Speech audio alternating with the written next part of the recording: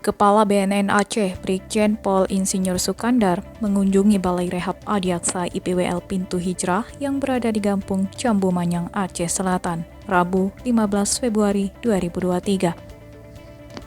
Kedatangan rombongan dalam agenda kunjungan kerja itu disambut langsung oleh Kepala Balai Adiaksa Pintu Hijrah, Adi Darmawan. Dalam kunjungannya, Kepala BNN Aceh melihat ruangan dan fasilitas yang ada di dalam balai. Ia juga menanyakan beberapa program dan terapi yang digunakan dalam penanganan residen selama 6 bulan. Di kesempatan itu, Kepala BNN Aceh juga mengapresiasi kurikulum yang dilaksanakan pada Balai Rehab Adiaksa Pintu Hijrah. Bahkan, Sukandar menyebutkan akan menerapkan hal yang sama ke tempat rehab lainnya. Sementara itu, Kepala Balai Rehab Adiaksa Adi Darmawan menyampaikan rasa terima kasihnya serta penghormatan atas kunjungan serta dukungan dari Kepala BNN Aceh.